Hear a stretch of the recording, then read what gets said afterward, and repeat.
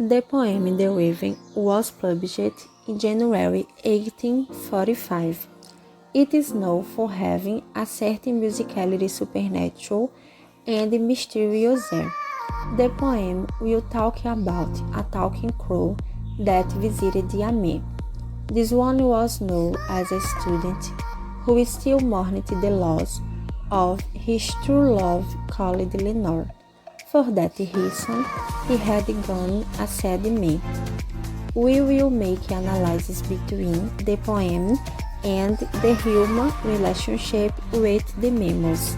The poem has dark characteristics in the first verse. Once upon a midnight dew, while I pondered, weak and weary, the author already demonstrates lines of sadness and darkness. In the second stanza, when he says, "From my book's source of sorrow, sorrow for the lost Lenore, for there were, and valiant maiden, who the angels name Lenore, nameless he for evermore." He talks about the reason for his deep sadness, which was the loss of his love, who was called Lenore. At one point, he heard knocks on his door that entreated him, not least because no one would be at it. The knock was repeated, and it sounded quickly, but the noise did not come from the door, but from the window. Only this stanza 18. Then this ebony bird beguiled my sad fancy into a smile. By the grave and storm, the coral of the countenance it wore, doth thy crest by shorn and shaven.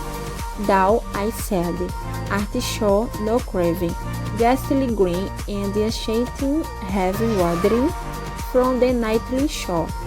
Tell me what thy lordly name is on the night's plutonian shore. Quoth the raven, nevermore. Thus the narrator revealed the reason for his disquiet. The visitor who had arrived was a raven. The narrator believes that either he grew heavier and imagined might have all the angels. Some men asked good a question so that he might forget a thing. The bird responds by denying it and suggests that he can no longer forget and release all of his memories. Without this, the man is very and offends the bird of bad thing. Still, the man doubts with the crow, his doubt with the sky, if the bird still finds himself he beloved.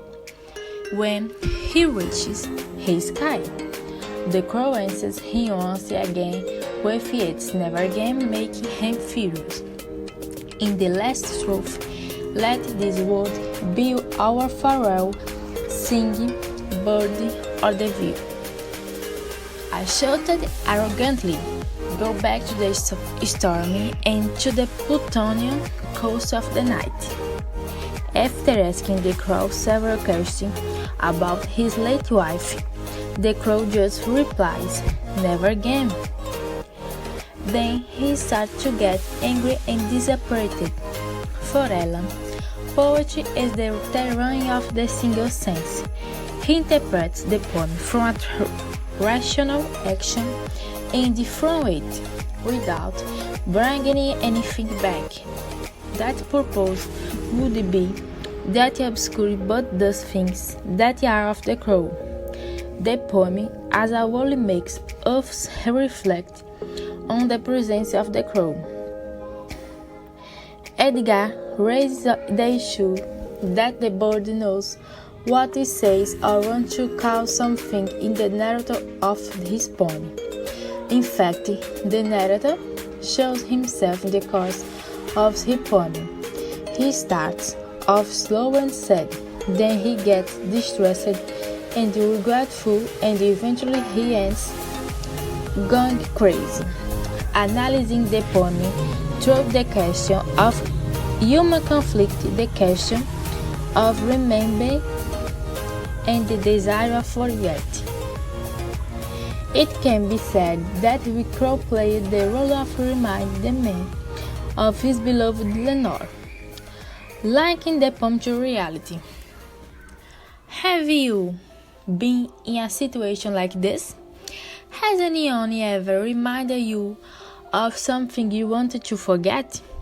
I believe so. There are several stories like this in real life. Memories are always present in life. We all have our dark and sad memories.